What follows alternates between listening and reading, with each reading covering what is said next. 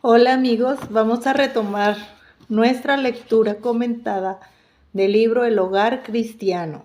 Vamos a comenzar hoy la sección número 6 que lleva por título El Nuevo Hogar.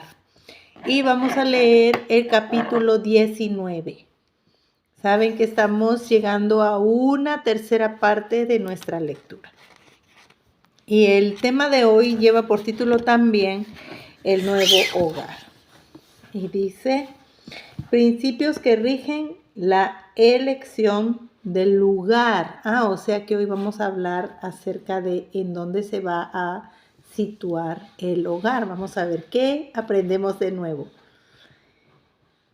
Al elegir un lugar para vivir, Dios desea que consideremos ante todo las influencias morales y religiosas que nos rodearán a nosotros y a nuestra familia. Deberíamos escoger el lugar más favorable a nuestro progreso espiritual y sacar provecho de toda ayuda que sea a nuestro alcance, pues Satanás pondrá muchos obstáculos a nuestro progreso hacia el cielo para hacerlo lo más difícil posible. Quizá nos hallemos en situaciones molestas, pues muchos no pueden estar en el ambiente que quisieran, pero no hemos de exponernos voluntariamente a influencias desfavorables para la formación del carácter cristiano. Cuando el deber nos llama a hacer esto, deberíamos orar y velar probablemente para que, por la gracia de Cristo, nos mantengamos incorruptos. O sea, el deber, el propósito, el anhelo es que vivamos en un lugar que no esté tan rodeado de influencias corruptas. Pero en el caso de que nos toque vivir en un lugar en donde estamos rodeados de este tipo de influencias, entonces tenemos que orar para que la gracia de Cristo nos mantenga incorruptos, o sea, que no nos contaminemos. El Evangelio nos enseña a estimar las cosas en su verdadero valor y a dedicar nuestro mayor esfuerzo a los asuntos de mayor mérito, que son las que han de durar. Aquellos sobre quienes recae la responsabilidad de elegir su hogar necesitan esta lección.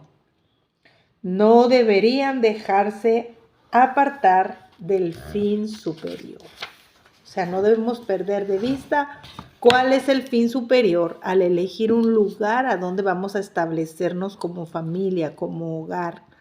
Es trascendental, no podemos vivir donde sea. Sea este el propósito que dirija la elección del lugar donde se piensa establecer el hogar. No hay que dejarse llevar por el deseo de riquezas ni por las exigencias de la moda, ni por las costumbres de la sociedad.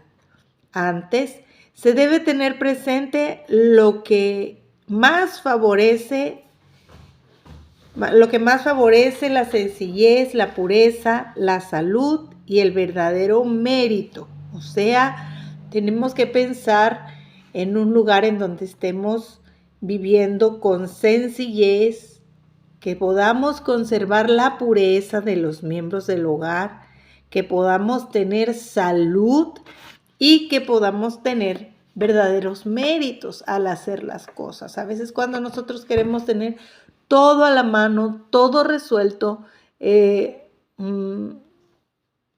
a veces podemos caer en el materialismo y podemos caer en la comodidad y entonces esto puede convertirse en una desventaja. Pero vamos a seguir leyendo.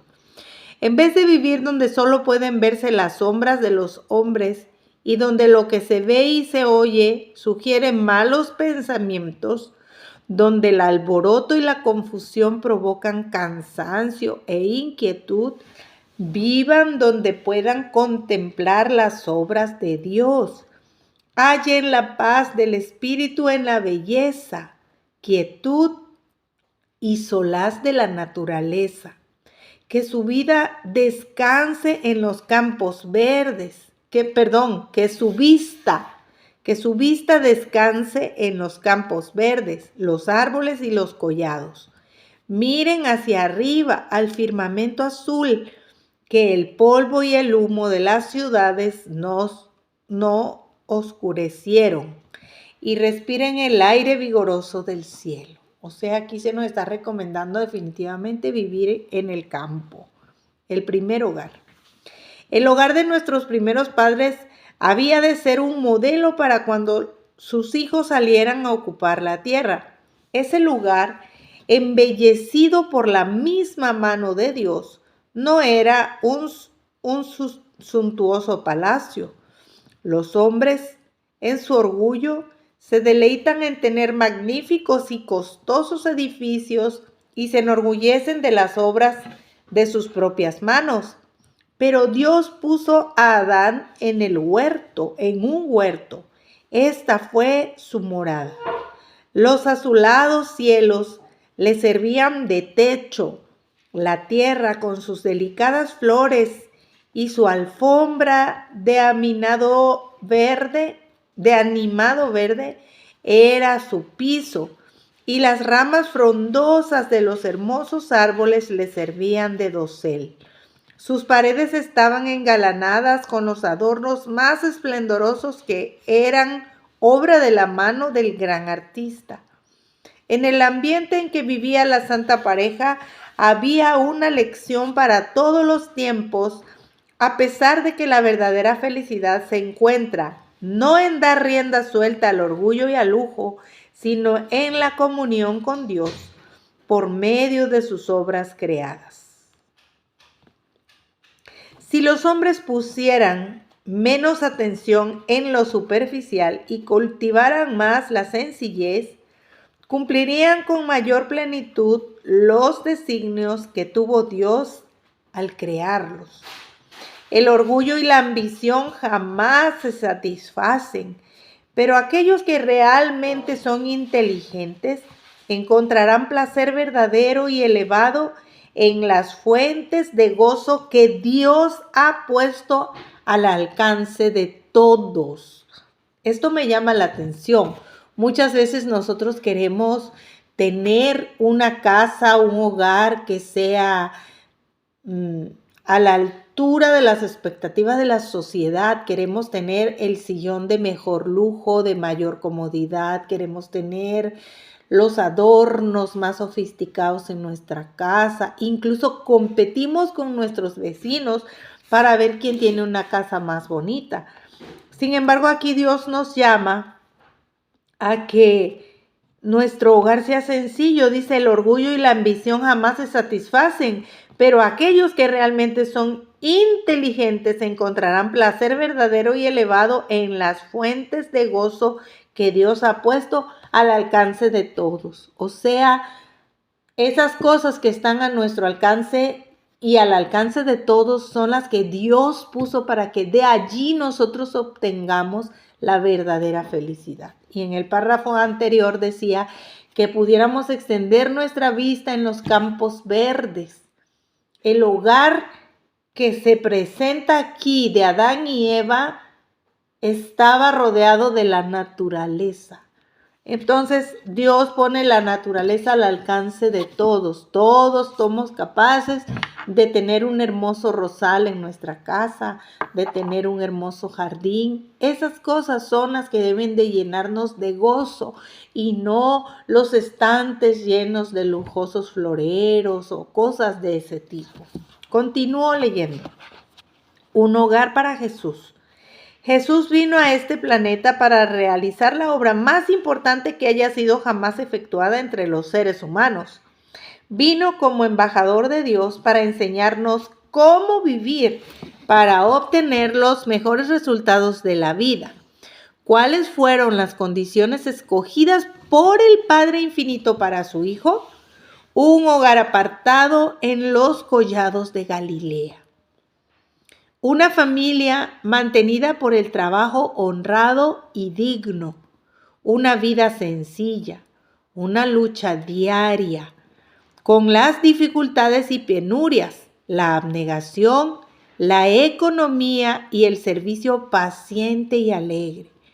Las horas de estudio junto a su madre, con el rollo abierto de las escrituras, la tranquilidad de la aurora o del crepúsculo en el verde valle, las santas actividades de la naturaleza, el estudio de la creación y la providencia, así como la comunicación del alma con Dios. Estas fueron las condiciones y las oportunidades que hubo en los primeros años de la vida de Jesús.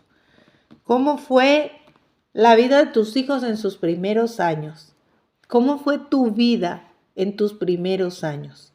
¿Estuviste rodeado de juguetes coloridos o tuviste la oportunidad de observar las flores, ver las piedras, el río, caminar descalzo sobre el zacate? Piensa, ¿cómo fue la niñez de Jesús? Y todo esto lo ayudó para su formación, para la formación de su personalidad. Incluso se menciona un trabajo sencillo y honesto. Muchas veces nosotros creemos que dejando a nuestros hijos sin que no trabajen, que no tengan ninguna responsabilidad, pensamos que les estamos haciendo un bien, pero evidentemente no es así. Nuestros niños deben de participar activamente del cuidado de la casa, de las plantas, del orden, de lo que esté a su alcance de acuerdo a su edad. Que tengan un trabajo sencillo y honesto y que lo valoren, porque así van a poder también valorar a las personas que los rodean. Hogares en la tierra prometida. Ok, ya vimos el Edén, ya vimos el hogar de Jesús, ahora vamos a ver hogares en la tierra prometida. En la tierra prometida, la disciplina que había principiado en el desierto continuó en circunstancias favorables a la formación de buenos hábitos. El pueblo no vivía haciendo... entonces la tierra prometida se refiere a la tierra en donde llegó el pueblo de Israel después de que salió libertado de Egipto. Voy a volver a leer. En la tierra prometida, la disciplina que había principiado en el desierto, o sea, en Egipto, continuó en circunstancias favorables a la formación de buenos hábitos. O sea, eso de que ellos estaban habituados a trabajar les permitió continuar teniendo buenos hábitos.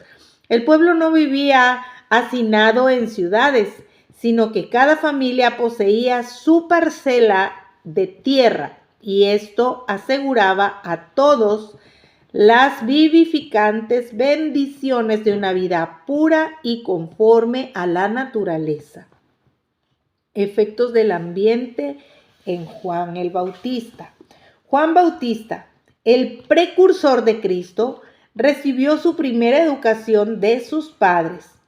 Pasó la mayor parte de su vida en el desierto. Juan prefirió dejar de lado los placeres y lujos de la vida en la ciudad para someterse a la severa disciplina del desierto por su propia elección. Yo me imagino que los padres de Juan el Bautista murieron cuando él todavía era muy joven y entonces él decidió irse al desierto. Allí el ambiente era favorable para los hábitos de sencillez y abnegación.